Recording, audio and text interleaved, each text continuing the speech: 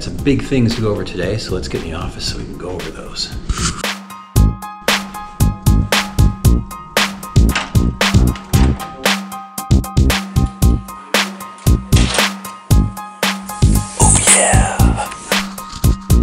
Okay, so glad that you could join me today. This video, I'm going to shoot it in part for some of the guys who couldn't make it to the growers meeting. I'm going to go over all the important things that we covered during the growers meeting. You don't have to travel. First thing I want to talk about, what we're seeing is repeating itself across the entire country, which is weird because we have different weather and we've got different soils, obviously. But we're seeing the same thing happen over and over again. So we tend to think that maybe that's something that we're creating due to the activities that we're engaged in a conventional farming environment.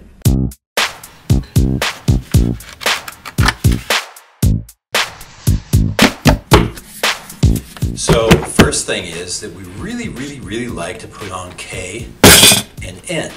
And both K and N have a single charge on them when they're in their ionic form.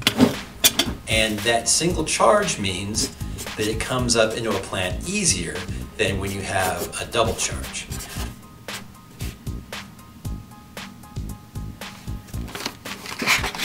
Now, let's think about this in terms of a child's teeter-totter. If we have a fulcrum in the middle and we have K on one side, the K, if we're over-applying the K, especially early, it tends to keep things out of the plant that could get into the plant that have a double charge on them. Iron,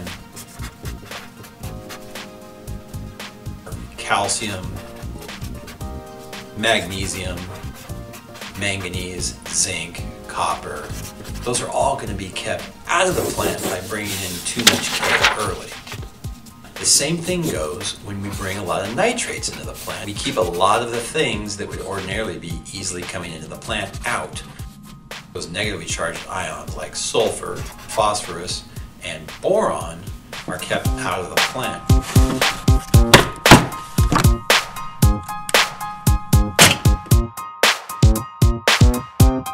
Now, on top of that, that sulfur and that boron, those are the first two elements on something called the biochemical sequence that Hugh Lovell talks about at the meeting. The idea behind the biochemical sequence is that elements that fall earlier in the sequence are necessary to have in the proper proportion before things that fall later in the sequence can be brought into the plant and utilized by the plant most efficiently.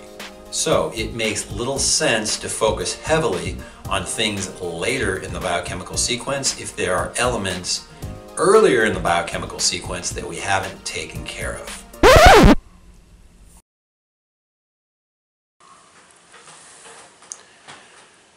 Okay, looks like we're gonna have to take a break, head to the store,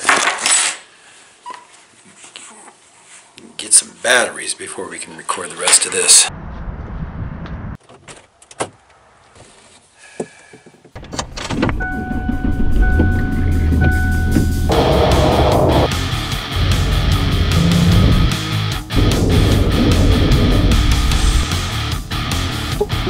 This store has to have the most ghetto fabulous collection of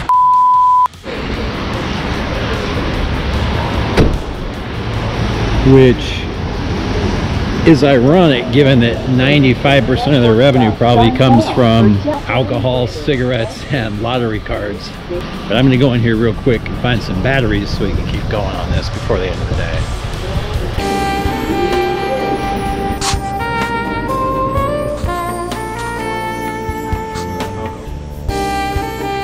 This place.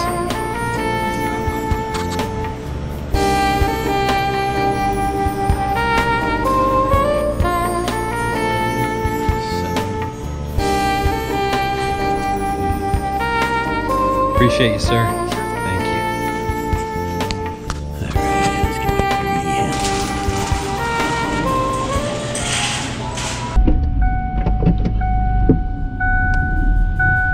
I'm running out of daylight. It's getting desperate.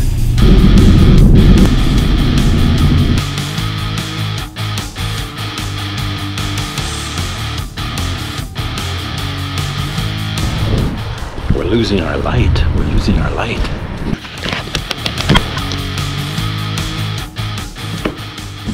What we did was we went out and we looked at 100 different guys across, let's call it the corn and soybean belt. And we looked at their soil test in like real depth. We looked at what was going on in these soils. We looked at 100 of them.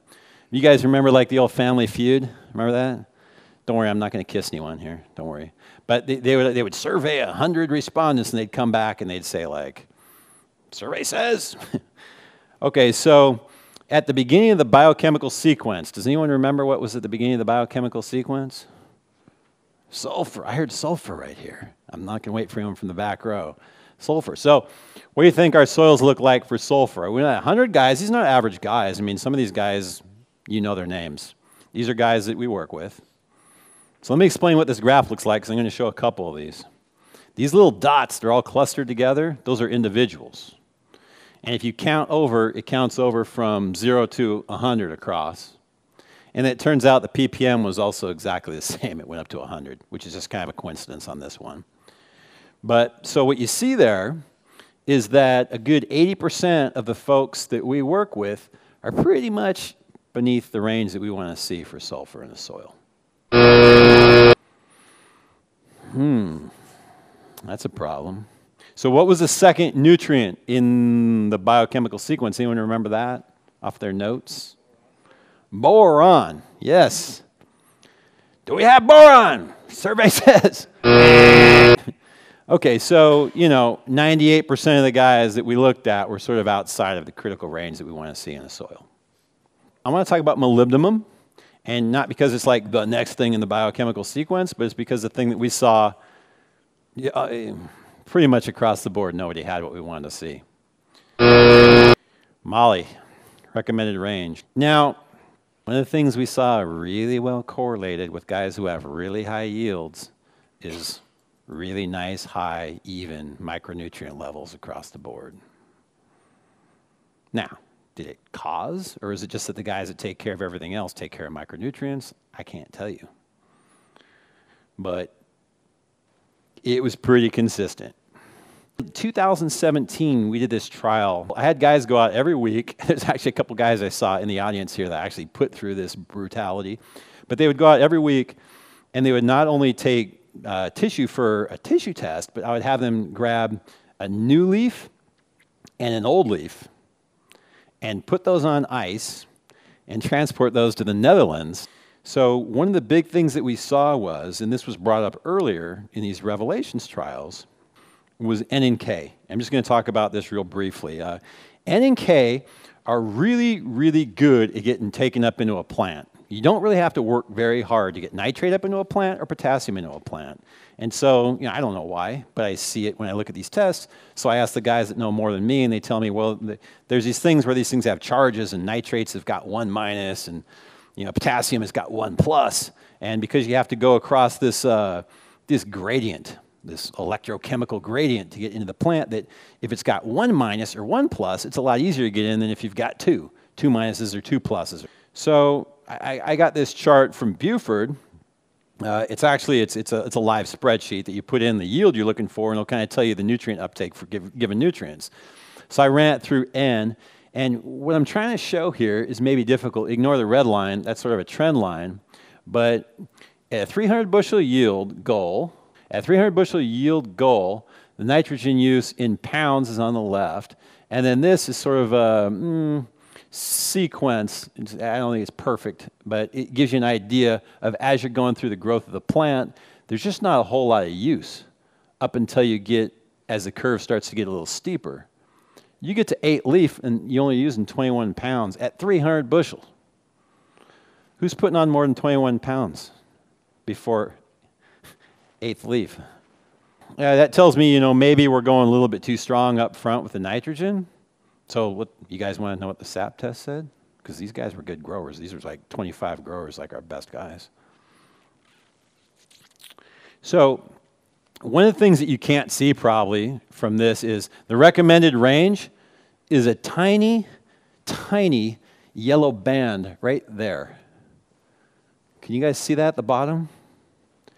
I think we actually touched the recommended range 10th of July. It's luxury levels, we'll call it, right? Luxury levels of nitrate. So the other thing we do is we put out a lot of KCl because, hey, it's cheap. So that's cool. The chloride looks a little high, so we might be greasing a few microbes. But the other thing we do is that those are both negatively charged anions. And the problem is as you bring in negatively charged anions, you block out the ability for other negatively charged anions to get in there. Can you guys think of any other negatively charged anions we might want to get into the plant early? Or even late? That might have been talked about earlier in this presentation or during Hugh's talk? This is number 1 in the biochemical sequence, isn't it? So by bringing in all of these other anions too heavy early, we make it more difficult to get the ones that we really want up into the plant. What about the second one, the biochemical sequence, the SAP test? How does that look? I think we get to the recommended range on one of the samples right around the same time, middle of July. So what's our sap pressure look like when we go through that big growth spurt? Not awesome. We talked about moly, its importance. The thing is, if you do have enough moly in there, what you do is you convert some of those nitrates to a more useful form of nitrogen for the plant to use. I talked about K as well. K, well, we go on strong with K. We never want to be short K up front, right? We always want to go on early with enough K. But the problem is those positively charged cations, they block out some other things that would be useful for us to use for growing corn. So that's iron. There's manganese. It also blocks out some of the other big, not just the micros, but the big macronutrients. Some of the stuff that's like maybe further up the path here. Potassium's at the end. Well, we've also got this magnesium, which has 2 pluses, and this calcium, which has 2 pluses. So how do you think those came in if we were larding in the K? How about magnesium? It might be useful for photosynthesis, but... So what do? Well, we can fix our soils. We can start cutting back on the amount of over-applications of NK, especially up front. And if you want to Band-Aid something, you can buy some of my stuff.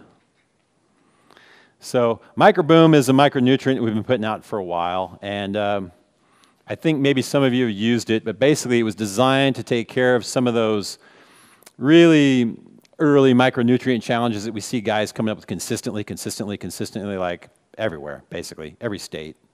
I think that this was brought up earlier, I believe, Liebig's law of the minimum. So if you're short one of these things, you're just not going to be able to get where you want to get regardless. And it could be something as tiny as moly that's just holding you back. And you saw basically nobody has enough moly. So if you buy this theory, Liebig's law of the minimum, what are you doing putting more K on if you don't have enough moly? So this is Microboom's guaranteed analysis. And you see here magnesium, right? Sulfur, boron, copper, iron, manganese, all the metals. It's a lot of the things that, again, we see these shortages of. And we saw them anecdotally when this was designed. We've seen them more scientifically now. We've gone out and just really methodically looked at what everyone's seen. So we said, well, let's test this. Guys have been using it for everything. What if we could combine a better product so we could use less and get more impact? So we had some guys in white lab coats sit down and do a little bit of thinking with Philip, and they come up with this product called Microboom L, Microboom Liquid. 16 ounces of this product, we could put it out, and we saw, I don't know, 8 bushel, something like that. So when we put the same Microboom out on V3 foliar beans, it's 5.5 to 1 ROI.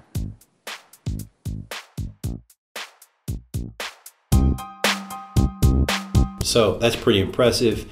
If you got something out of this and you want to help support us and this is something that you think you can use, I encourage you to buy some Microboom Liquid from us this year. Try it out on your crops. That'll keep me in high cotton.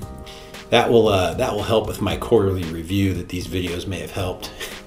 That will help me continue to do these videos, and that will help us continue to do this kind of testing and sharing with the community at large. So I thank you for watching. I thank you for your support. If you like what you saw here and want to see more, hit the subscribe button if you're not already a subscriber, tisk tisk. Also hit that bell to remind you when I come out with the next video, because it's going to be a day or two before I tell you the rest of the story of what happened during the growers meeting. I couldn't get to it all today. You can see here it's already getting dark outside. I'm starting to lose my light, but we'll get to the rest of it tomorrow, the next day, and I'll post that shortly. Till then, take care.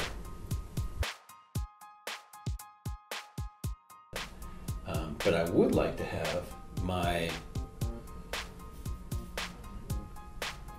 Digga Digga Digga posted. Well, let's call that a wrap. That was recording, right?